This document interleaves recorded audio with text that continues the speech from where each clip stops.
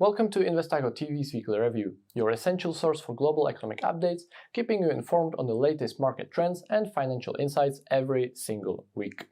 Buckle up. Widespread decline in ongoing jobless claims across US states suggests a looming recession.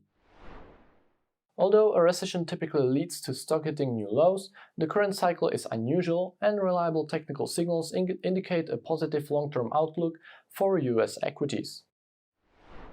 Monitoring jobless claims, a high-frequency and leading labor market indicator, is crucial for predicting when the Fed might cut rates. Analyzing continuing claims by state reveals that the percentage of states experiencing a 30% annual increase in claims has reached a level that historically corresponds with an imminent recession. This coincides with other indicators signaling high recession risk. Stocks rose last week with the S&P 500 decreasing by 0.8%. Year-to-date, the index has grown by 7.8% and it is now 15.7% above the October's 12th low and 13.7% below the January 3rd, 2022 high. Concerns regarding the banking system's impact on consumer and business lending have been in the forefront recently. JP Morgan CEO Jamie Dimon noted that the current banking situation differs from 2008, but lending becoming conservative may affect consumer spending. Yearly survey data suggest less than promising financial conditions. The availability and cost of loans are crucial for consumer and business activities. The extent to which lending standards tighten and cost will rise determine the impact of banking issues on consumers and businesses. The economy is still supported by strong consumer and business finances, but the banking turmoil poses risks.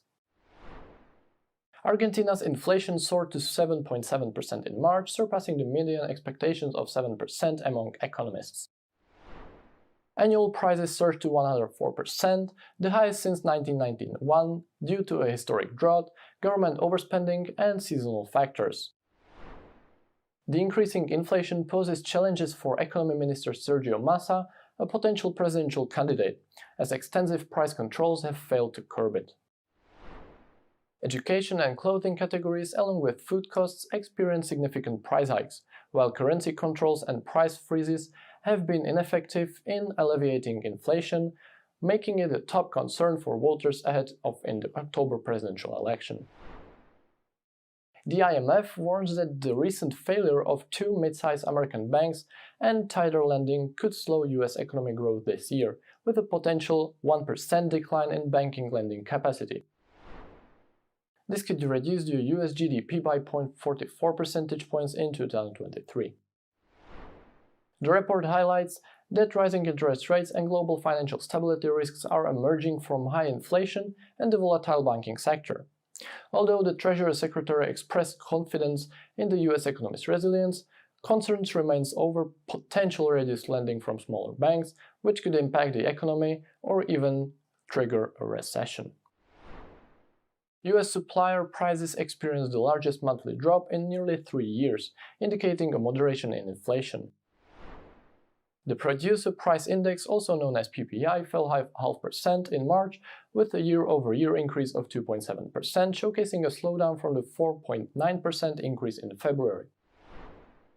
The decline in supplier prices suggests that consumer inflation may also fade, as businesses pass on reduced costs. Despite the cooling trend, consumer inflation remains above the Federal Reserve's 2% target. Factors contributing to the decline in supplier prices include reduced prices for gasoline, diesel, and natural gas, and a decrease in warehousing, machinery, and vehicle wholesaling costs. And that's a wrap for today, and I'll catch you next week. Don't forget to follow us on our social media channels to stay updated. Wishing you continued success on your journey.